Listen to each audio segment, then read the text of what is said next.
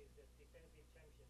They want have they tried to make Milwaukee Bucks to be a defensive team. Yeah, and I think somebody earlier asked a question about evaluating the team, and I think that that's I think that's kind of the obvious, and I think probably the coaches would say and players would say is that we need to become better defensively. We've got to become a better defensive team. We've got to become a better rebounding team. We got to have an overall tougher attitude, tougher core. So, whether it be the Detroit Pistons or any other team, I think in most any other sport, even that, the old saying, you win and lose by defending first, and I that's the way I learned basketball. I'm kind of a product of the old Henry Ibis system, and that's IBA basketball. IBA basketball, we defend, and if we defend well, the offensive side will take care of itself. So I do think that you need to be a very good defensive team, and you need to rebound the basketball if you're going to be good. I don't think you can outshoot people, and I don't think you can outscore people. You look at the Phoenix Suns today, and I think that's a lot of people said, boy, why would you take an old Shaquille O'Neal? I think they decided, what, we have to be better on our interior defense, and we have to rebound the ball better to maybe win a championship. That's my assumption as to why they did what they did. John, you had a lot of influences in your career. I know Larry Brown, Charlie Spoonhour. Maybe just talk about a few of those people who influenced you tremendously as you came up, in coaching and then in scouting and Yeah.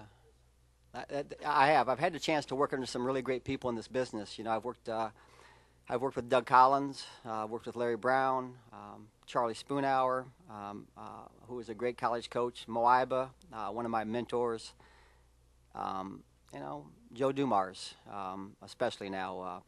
And, all those people are extremely good people. And the one thing I can say about all those people is that they're all very, very hard workers. They're all extremely bright people.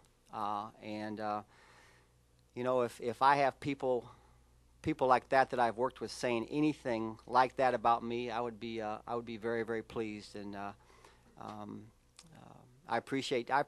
A lot of those people have given me opportunities I've never dreamt that I would have in my life. And I said here today, kind of feeling the same way. That I was talking to Charles last night on the phone, and he said to me, are you nervous? I said, no, I'm not nervous. I said, but I'm anxious. So I'm real anxious, and I think that's healthy to be anxious. Um, a, a little fear, is healthy to say, what, I want to do this, and I want to do this in the worst way. When I left the center the other night, he shook my hand. And he said, be confident, you can do this. And I am confident I can do this, but I'm also anxious, and I'm anxious to get started. And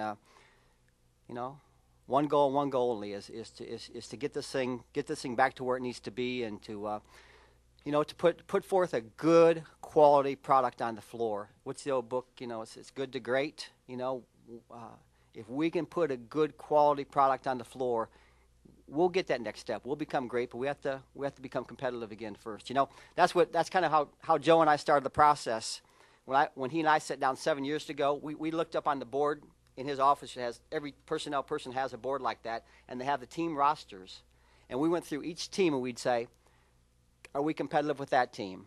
And are we competitive with that team? And there was, at that time, 7 years ago, there was probably 2 or 3 teams we said, you know what? I'm not sure we can play with them. But after 2 or 3 years, Joe said, we're there now. Every time we step on the floor, we can win a game. And that's where we want to get to right here. You talked a little bit about a culture, creating a culture of winning where fans are excited about the product. You were in with the Clippers organization that historically has struggled as well. What needs to happen? Obviously, winning first, but where players want to come to Milwaukee, and Milwaukee is seen as a top place in the NBA. Yeah. You got to win.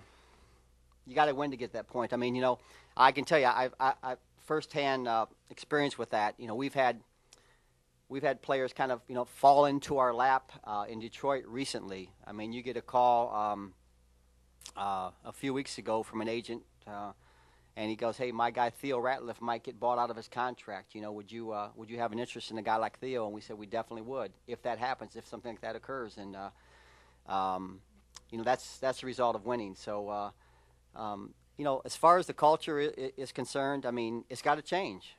It's got to change, and I think Senator Cole has given me the responsibility to help start change that culture, and it's not going to be easy, but we're going to get it done. Somehow we're going to get it done, And you say, well, how do you get it done? It's once again, I don't have an answer to that, except you know what? We're going to roll up our sleeves and get to work. I don't know any other way. But I know this is no fun.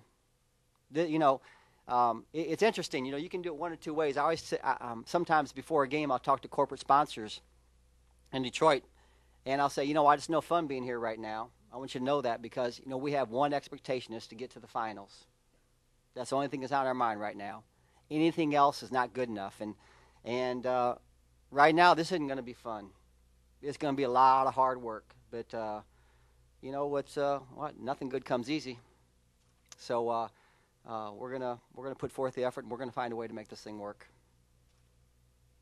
So, Senator, could you talk about something about the process you found John? In the rumors, we didn't find John. We just found John Collins and Donnie Walsh. And talk about the process. Well, we cast our net somewhat far and wide because we wanted to make the best decision we could. And when we met John Hammond and conversed with him, there was a quick feeling on the part of myself and John Steinmiller and Ron Walters and Mike Burr that this was the man for us. You know it when you see it. When we talked with him, the qualities that I believe you're seeing here today, which is down to earth, intelligent, knowledgeable, great experience, those things came through, and they do come through. This is a man who says, look, I'm about results, I'm not about fluff, I'm not about posing for PR pictures. I'm about coming to work every day, working hard, and getting the job done. That's who he is. I think that's very clear. And I'm about getting results. I don't kid myself. I don't want to kid others. I'm about getting results. And you don't always see that when you interview people for jobs. A lot of times in life as people grow older, we develop certain masks that we, assume as we go through life, poses and masks.